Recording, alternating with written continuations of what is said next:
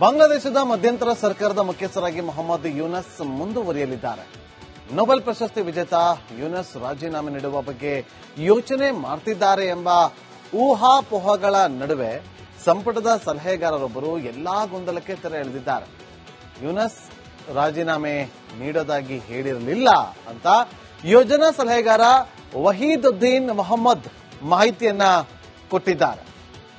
ನೋಡಿ, ಬಾಂಗ್ಲಾದೇಶದ ವಿಚಾರವಾಗಿ ಮಾತಾಡೋದಾದ್ರೆ ನೊಬೆಲ್ ಗಿರಾಕಿಯ ಕಿರಿಕ್ ಯಾವ ಹಂತಕ್ಕೆ ಹೋಗಿತ್ತು ಅಂತಂದ್ರೆ, ವೀಕ್ಷಕರ ನೀವು ನಂಬಲ್ಲ, ಬಾಂಗ್ಲಾದೇಶದಿಂದ ಕೊನೆಗೂ ನೊಬೆಲ್ ಗಿರಾಕಿ ಬಾಯ್ ಬಾಯ್, ಆ ಗಿರಾಕಿಗೆ ಬಾಯ್ ಬಾಯ್ ಹೇಳುವಂತ ಸನ್ನಿವೇಶ ಬಂದೊದಗಿದೆ.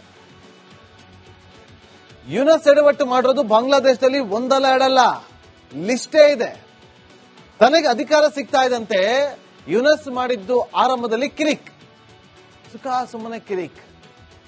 ಮೊದಲನೇದು ಭಿಕ್ಷುಕ ಪಾಕಿಸ್ತಾನವನ್ನ ತಲೆ ಮೇಲೆ ಹೊತ್ಕೊಂಡು ಮೆರೆದಾಡಿದ್ದು, ಇಡೀ ದೇಶದಲ್ಲಿ 7ನೇ ಶತಮಾನದ ಕಾನೂನನ್ನ ಹೇರದ್ದು, ದೇಶದಲ್ಲಿ ಇಸ್ಲಾಮಿಕ್ ಮೂಲಭೂತವಾದಿಗಳಿಗೆ ಬೆಂಬಲವನ್ನ ಕೊಟ್ಟಿದ್ದು. ನೋಡಿ, ಇವೆಲ್ಲವೂ ಕೂಡ ಸ್ಟಾರ್ಟ್ ಆಯಿತು.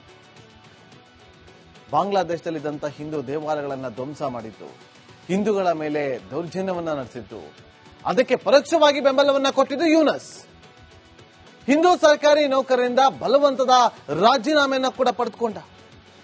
ಖತರ್ನಾಕ್ ಉಗ್ರ ಶೇಖ್ ಅಸ್ಲಾಂನನ್ನ ರಿಲೀಸ್ ಮಾಡಿಸ್ತಾ ಹೆಜ್ಜೆ ಹೆಜ್ಜೆಗೂ ಭಾರತದ ವಿರುದ್ಧ ವಿಷ ಕಾರೋದಕ್ಕೆ ಶುರು ಮಾಡಿಕೊಂಡ.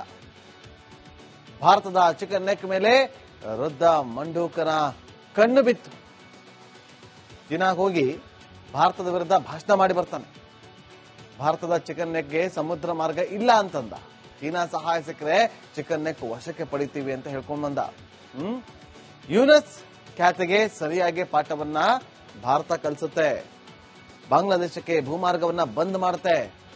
ಮುಂಬೈ, ಕೋಲ್ಕತ್ತಾ ಬಂದರಿಂದ ವಹಿವಾಟಿಗೆ ಸೂಚನೆ ಕೊಡುತ್ತೆ. ಭಾರತದಲ್ಲಿ ಯಾರೆಲ್ಲ ಅಕ್ರಮವಾಗಿ ಬಾಂಗ್ಲಾ ನುಸುಳಿಗರಿದ್ರೆ ಎಲ್ಲರನ್ನೂ ಕೂಡ ವಾಪಸ್ ಕಳಿಸುವಂತ ಕೆಲಸವನ್ನ ಮಾಡ್ತಾರೆ. ಎಲ್ಲಾ ನಡೆಯಿಂದಾಗಿ ಟೆಕ್ಸ್ಟೈಲ್ ಉದ್ಯಮ ಬಾಂಗ್ಲಾದೇಶದಲ್ಲಿ ಹಳ್ಳ ಹಿಡಿತು. ಬಾಯ್ ಬಡ್ಕೊಂಬೇಕಿತ್ತು ಬಾಂಗ್ಲಾದೇಶದಲ್ಲಿ ಟೆಕ್ಸ್ಟೈಲ್.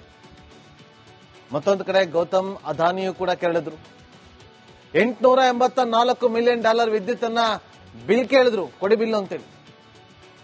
ಇಲ್ಲಿಂದ ಕೊಟ್ಟಿದ್ವಲ್ಲ ಕರೆಂಟ್, ಕೊಡಿ ಬಿಲ್. 250 ಮಿಲಿಯನ್ ಕೊಟ್ಟು ಮತ್ತಷ್ಟು ಕಾಲಾವಕಾಶವನ್ನ ಕೇಳ್ತಾರೆ. ಈಗ ಭಾರತ ಬೆಂಬಲಿತ ಸೇನಾಧ್ಯಕ್ಷ ಬಾಂಗ್ಲಾದಲ್ಲಿ ಬಲವಾದವನ್ನ ಶುರು ಮಾಡ್ತಾರೆ. ಚುನಾವಣೆ ನಡೆಸ್ತೀಯೋ ನಾವೇ ನಡೆಸಬೇಕಾ ಅಂತೇಳಿ ಪಟ್ಟು ಹಿಡಿದು ಕೂತಿದ್ದಾರೆ. ಆದ್ರೂ ನೊಬೆಲ್ ಗಿರಾಕಿ ಮಾತ್ರ ಯಾವುದೇ ಮಾತನ್ನ ಕೂಡ ಕೇಳ್ತಾ ಇಲ್ಲ. ನೋಡ್ಬೇಕು ಮುಂದೆ ಏನಾಗುತ್ತೋ ಅಂತ. ಬಾಂಗ್ಲಾದೇಶದ ಮಧ್ಯಂತರ ಸರ್ಕಾರದ ಮುಖ್ಯಸ್ಥರಾಗಿ ಮೊಹಮ್ಮದ್ ಯೂನಸ್ ಮುಂದುವರಿಯಲಿದ್ದಾರೆ. ನೊಬೆಲ್ ಪ್ರಶಸ್ತಿ ವಿಜೇತ ಯೂನಸ್ ರಾಜೀನಾಮೆ ನೀಡುವ ಬಗ್ಗೆ ಯೋಚನೆ ಮಾಡ್ತಿದ್ದಾರೆ ಎಂಬ ಊಹಾಪೋಹಗಳ ನಡುವೆ ಸಂಪುಟದ ಸಲಹೆಗಾರರೊಬ್ಬರು ಎಲ್ಲಾ ಗೊಂದಲಕ್ಕೆ ತೆರೆ ಎಳೆದಿದ್ದಾರೆ. ಯೂನಸ್ ರಾಜೀನಾಮೆ ನೀಡೋದಾಗಿ ಹೇಳಿರಲಿಲ್ಲ ಅಂತ ಯೋಜನಾ ಸಲಹೆಗಾರ ವಹೀದುದ್ದೀನ್ ಮೊಹಮ್ಮದ್ ಮಾಹಿತಿಯನ್ನ ಕೊಟ್ಟಿದ್ದಾರೆ. ನೋಡಿ, ಬಾಂಗ್ಲಾದೇಶದ ವಿಚಾರವಾಗಿ ಮಾತಾಡೋದಾದ್ರೆ ನೊಬೆಲ್ ಗಿರಾಕಿಯ ಕಿರಿಕ್ ಯಾವ ಹಂತಕ್ಕೆ ಹೋಗಿತ್ತು ಅಂತಂದ್ರೆ, ವೀಕ್ಷಕರ ನೀವು ನಂಬಲ್ಲ, ಬಾಂಗ್ಲಾದೇಶದಿಂದ ಕೊನೆಗೂ ನೊಬೆಲ್ ಗಿರಾಕಿ ಬಾಯ್ ಬಾಯ್, ಆ ಗಿರಾಕಿಗೆ ಬಾಯ್ ಬಾಯ್ ಹೇಳುವಂತ ಸನ್ನಿವೇಶ ಬಂದೊದಗಿದೆ. ಯೂನಸ್ ಎಡವಟ್ಟು ಮಾಡಿರೋದು ಬಾಂಗ್ಲಾದೇಶದಲ್ಲಿ ಒಂದಲ್ಲ ಎರಡಲ್ಲ, ಲಿಸ್ಟೇ ಇದೆ. ತನಗೆ ಅಧಿಕಾರ ಸಿಗ್ತಾ ಇದ್ದಂತೆ ಯೂನಸ್ ಮಾಡಿದ್ದು ಆರಂಭದಲ್ಲಿ ಕಿರಿಕ್, ಸುಖ ಸುಮ್ಮನೆ ಕಿರಿಕ್. ಮೊದಲನೇದು ಭಿಕ್ಷುಕ ಪಾಕಿಸ್ತಾನವನ್ನ ತಲೆ ಮೇಲೆ ಹೊತ್ಕೊಂಡು ಮೆರೆದಾಡಿದ್ದು, ಇಡೀ ದೇಶದಲ್ಲಿ 7ನೇ ಶತಮಾನದ ಕಾನೂನನ್ನ ಹೇರದ್ದು, ದೇಶದಲ್ಲಿ ಇಸ್ಲಾಮಿಕ್ ಮೂಲಭೂತವಾದಿಗಳಿಗೆ ಬೆಂಬಲವನ್ನ ಕೊಟ್ಟಿದ್ದು. ನೋಡಿ, ಇವೆಲ್ಲವೂ ಕೂಡ ಸ್ಟಾರ್ಟ್ ಆಯಿತು. ಬಾಂಗ್ಲಾದೇಶದಲ್ಲಿದ್ದಂಥ ಹಿಂದೂ ದೇವಾಲಯಗಳನ್ನ ಧ್ವಂಸ ಮಾಡಿದ್ದು, ಹಿಂದೂಗಳ ಮೇಲೆ ದೌರ್ಜನ್ಯವನ್ನ ನಡೆಸಿದ್ದು, ಅದಕ್ಕೆ ಪರೋಕ್ಷವಾಗಿ ಬೆಂಬಲವನ್ನ ಕೊಟ್ಟಿದ್ದು ಯೂನಸ್. ಹಿಂದೂ ಸರ್ಕಾರಿ ನೌಕರರಿಂದ ಬಲವಂತದ ರಾಜೀನಾಮೆಯನ್ನ ಕೂಡ ಪಡೆದುಕೊಂಡ. ಖತರ್ನಾಕ್ ಉಗ್ರ ಶೇಖ್ ಅಸ್ಲಾಂನನ್ನ ರಿಲೀಸ್ ಮಾಡಿಸ್ತಾ ಹೆಜ್ಜೆ ಹೆಜ್ಜೆಗೂ ಭಾರತದ ವಿರುದ್ಧ ವಿಷ ಕಾರೋದಕ್ಕೆ ಶುರು ಮಾಡಿಕೊಂಡ. ಭಾರತದ ಚಿಕನ್ ನೆಕ್ ಮೇಲೆ ವೃದ್ಧ ಮಂಡೂಕನ ಕಣ್ಣು ಬಿತ್ತು. ದಿನ ಹೋಗಿ ಭಾರತದ ವಿರುದ್ಧ ಭಾಷಣ ಮಾಡಿ ಬರ್ತಾನೆ. ಭಾರತದ ಚಿಕನ್ ನೆಕ್ಗೆ ಸಮುದ್ರ ಮಾರ್ಗ ಇಲ್ಲ ಅಂತಂದ. ಚೀನಾ ಸಹಾಯ ಸಿಕ್ಕರೆ ಚಿಕನ್ ನೆಕ್ ವಶಕ್ಕೆ ಪಡಿತೀವಿ ಅಂತ ಹೇಳ್ಕೊಂಡ್ ಬಂದ. ಯೂನಸ್ ಖ್ಯಾತಿಗೆ ಸರಿಯಾಗಿ ಪಾಠವನ್ನ ಭಾರತ ಕಲಿಸುತ್ತೆ. ಬಾಂಗ್ಲಾದೇಶಕ್ಕೆ ಭೂಮಾರ್ಗವನ್ನ ಬಂದ್ ಮಾಡುತ್ತೆ. ಮುಂಬೈ, ಕೋಲ್ಕತ್ತಾ ಬಂದರಿಂದ ವಹಿವಾಟಿಗೆ ಸೂಚನೆ ಕೊಡುತ್ತೆ. ಭಾರತದಲ್ಲಿ ಯಾರೆಲ್ಲ ಅಕ್ರಮವಾಗಿ ಬಾಂಗ್ಲಾ ನಸುಲಿಗರಿದ್ರೆ ಎಲ್ಲರನ್ನೂ ಕೂಡ ವಾಪಸ್ ಕಳಿಸುವಂತ ಕೆಲಸವನ್ನ ಮಾಡ್ತಾರೆ.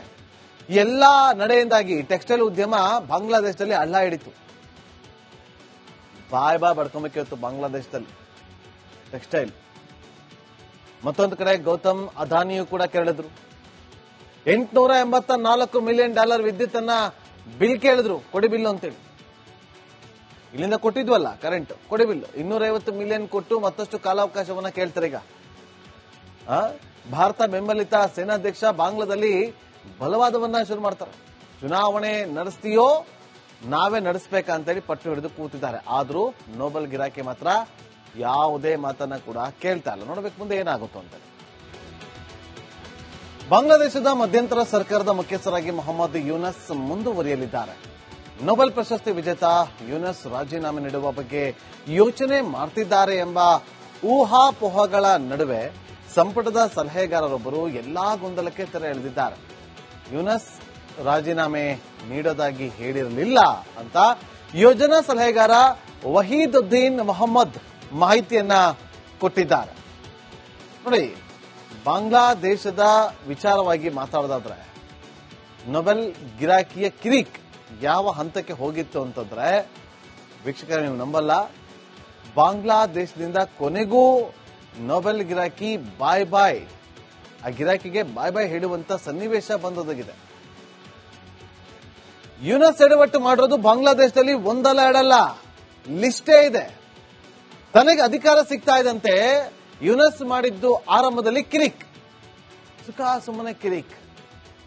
ಮೊದಲನೇದು ಭಿಕ್ಷುಕ ಪಾಕಿಸ್ತಾನವನ್ನ ತಲೆ ಮೇಲೆ ಹೊತ್ಕೊಂಡು ಮೆರೆದಾಡಿದ್ದು, ಇಡೀ ದೇಶದಲ್ಲಿ 7ನೇ ಶತಮಾನದ ಕಾನೂನನ್ನ ಹೇರದ್ದು, ದೇಶದಲ್ಲಿ ಇಸ್ಲಾಮಿಕ್ ಮೂಲಭೂತವಾದಿಗಳಿಗೆ ಬೆಂಬಲವನ್ನ ಕೊಟ್ಟಿದ್ದು. ನೋಡಿ, ಇವೆಲ್ಲವೂ ಕೂಡ ಸ್ಟಾರ್ಟ್ ಆಯಿತು. ಬಾಂಗ್ಲಾದೇಶದಲ್ಲಿದ್ದಂಥ ಹಿಂದೂ ದೇವಾಲಯಗಳನ್ನ ಧ್ವಂಸ ಮಾಡಿದ್ದು, ಹಿಂದೂಗಳ ಮೇಲೆ ದೌರ್ಜನ್ಯವನ್ನ ನಡೆಸಿದ್ದು, ಅದಕ್ಕೆ ಪರೋಕ್ಷವಾಗಿ ಬೆಂಬಲವನ್ನ ಕೊಟ್ಟಿದ್ದು ಯೂನಸ್. ಹಿಂದೂ ಸರ್ಕಾರಿ ನೌಕರರಿಂದ ಬಲವಂತದ ರಾಜೀನಾಮೆಯನ್ನ ಕೂಡ ಪಡೆದುಕೊಂಡ. ಖತರ್ನಾಕ್ ಉಗ್ರ ಶೇಖ್ ಅಸ್ಲಾಂನನ್ನ ರಿಲೀಸ್ ಮಾಡಿಸ್ತಾ ಹೆಜ್ಜೆ ಹೆಜ್ಜೆಗೂ ಭಾರತದ ವಿರುದ್ಧ ವಿಷ ಕಾರೋದಕ್ಕೆ ಶುರು ಮಾಡಿಕೊಂಡ. ಭಾರತದ ಚಿಕನ್ ನೆಕ್ ಮೇಲೆ ವೃದ್ಧ ಮಂಡೂಕನ ಕಣ್ಣು ಬಿತ್ತು. ಚೀನಾಗ್ ಹೋಗಿ ಭಾರತದ ವಿರುದ್ಧ ಭಾಷಣ ಮಾಡಿ ಬರ್ತಾನೆ. ಭಾರತದ ಚಿಕನ್ ನೆಕ್ಗೆ ಸಮುದ್ರ ಮಾರ್ಗ ಇಲ್ಲ ಅಂತಂದ. ಚೀನಾ ಸಹಾಯ ಸಿಕ್ಕರೆ ಚಿಕನ್ ನೆಕ್ ವಶಕ್ಕೆ ಪಡಿತೀವಿ ಅಂತ ಹೇಳ್ಕೊಂಡು